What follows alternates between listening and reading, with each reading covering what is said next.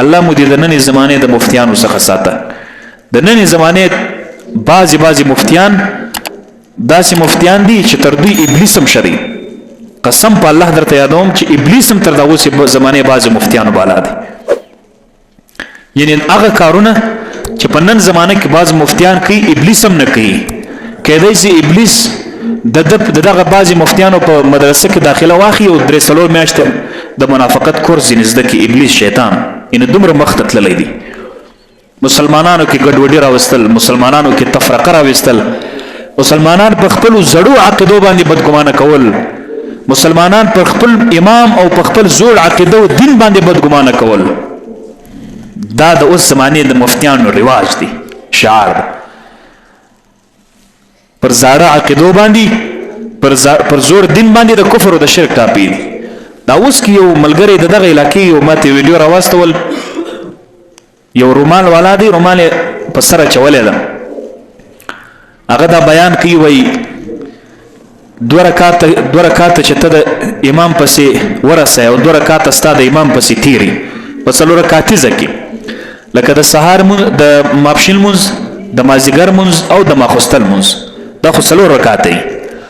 2 رکعاته لمونځ ستا د امام پسې تیره سوه،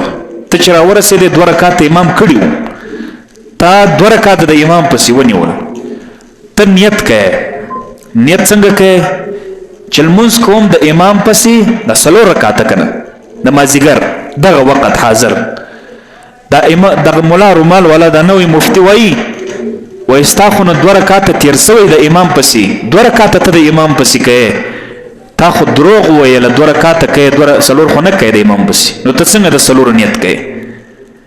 امام پسې شاته ولاړې، 2 رکعاته تیر دی ستانه، 2 رکعاته ته د امام پسې کوې، 2 ته خپل کوې او ته نیت تړې د 4 رکعاتو. دا خو دروغ دی. اوس ګوره د دې خبرې دا مطلب نه دی وروره چې دی په مسله نه دی پوه، په مسله ښه خبر دی. احادیثو کې راځي، بخاري، مسلم، ترمذي، ابو داود، رسول الله صلی الله علیه وسلم فرمایي چې کچا 1 رکعت د امام پسې ګیر کوي، امام دیگر سره 2 نه 3 رکعات لري کړي، ته په 4 رکعت د امام پر رکوع کې ګیر کړه، الله جل جلاله د ټول مانځه ته اجر درکړي. د ټول مانځه، نو د ټول مانځه اجر چې الله درکړه، نو ته چې 4 رکعتیزه نیت کوې، دا حکمي ده، حقیقي نه ده کنه. نو داسې مسلمانانو ته شک پیدا کوي. تر 10 کسانو ما ته ډېر راستولی چې دا څنګه مسله ده. مال بس په دې سوچ مه وه. یو د فیسبوکي ملایانو، د یوټیوب والا ملایانو څه ځان ګورئ. دوی د خپل د ځان د شهرت دپاره غواړي چې په میډیا کې یو قسم ځان مشهوره کړي، نوې خبره راوباسي، ځکه عوام چې دا نوې خبره وګوري ډېر ورته متوجه سي، هغه پسې نشر کړي. په دې دی نه دی پوه چې دا خبره اوس ګټه کوي که تاوان کوي، دا زما په فایده ده که زما په تاوان، په دې دی نه خبره. بس دی وایي نوې خبره ده، ډېر ښایسته مسله ده. زموږ یو ملګری دی، هغه به ویل ول د غټو مفتیانو غټو ملایانو څخه ځان وساتي. غټ مفتي غټ ملا به پخوا هغه و چې شټایټ مدرس و، شټایټ درسونه به کوله، شټایټ په قرآن په حدیث پوهېدل، شټایټ په مذاهبو پوهېدل، په مسلو د فقه باندې پوهېدل، په جزئیاتو. اوس غټ ملا څوک دی چې غټ موټري، لیکسس موټري، ټن موټري، ټنډه خېټې، دومره خېټې راوتلی او دومره غټه لنګوټۍ تړلی، شټایټه غټه ژرۍ ژمنځه کړي، شاوخوا کاکل ماکلې اړولي. بس خلک وایي دا نو ډېر غټ ملا ده، شی چوپان هم کړي. دروغ، په ټکي نه خبر، په الف باتاسا باندې نه خبر، چې راوشینې لکه کډو بالکل دننه خالی، یو څو ماسي شان میان ورسره نور خالی کنه، اسی ظاهري لکه پاپړ ظاهري شوې ده چې د سکشه کاج به ختم وبي ایچې نه لکه زګ دغه سي. الله تعالی مثال ورکړي د بعض خلکو وای تا داسې دي لکه زګ زګ داسې بعضی به برتونه مخريلي، ملایان غټ غټ ملایان برتونه خريلي. برت خریل دا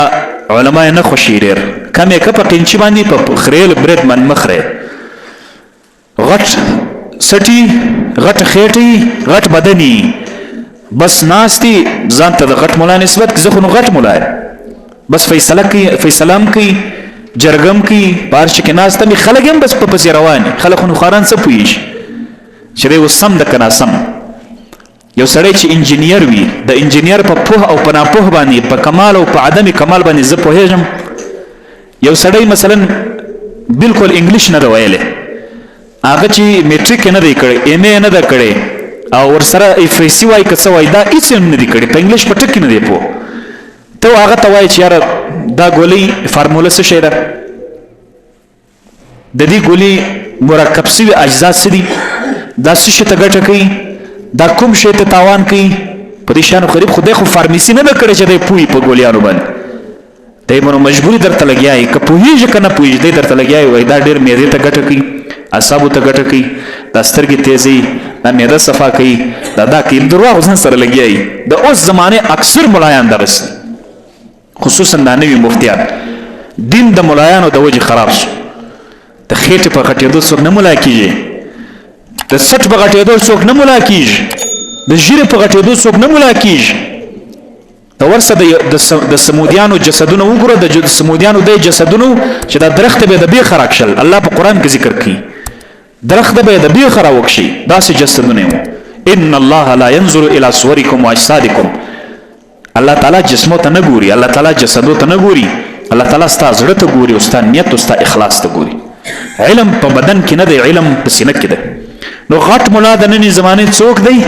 چې غټ موټرې وي غټه مدرسه یې وي 200 300 400 طالبان دي دغه په مدرسه کې دا نو ډېره غټه مدرسه ده غټ ملا دی د افرادو په ډېرېدو سره جامعه نسته سمېدی که تاسو وګورئ په ټوله دنیا کې کفر ډېر ده که اسلام کفر ډېر ده لیکن ولې کفر په ډېرېدو سره دغه پر حقانیت دلیل دی کله وحاشه دا نشي دلیل کېدلی اسلام به همیشه کمزوری وي په خړو خړو ځای کې به اسلامي د خړو اشخاصو په سینه کې به اسلامي صرف برای نام مدرسې جوړې دي کار روان دی یهودیت او نصرانیت خواته مسلمانانو ته د کفر او د شرک د ټاپې وهلو لپاره د خپلو مخکني اشخاصو باندې د بدګمانه کولو لپاره بعضې مدارس جوړ نوم یې غټ ده غټې مدرسې دي وایي 200 طالبان دي پکښې کې طالبان هلته څه کوي والله العظیم درته یادوم په دغه زموږ تاسو په علاقې په شاوخوا ډېره غټه مدرسه ده نوم اخیستل مناسب نه ګڼم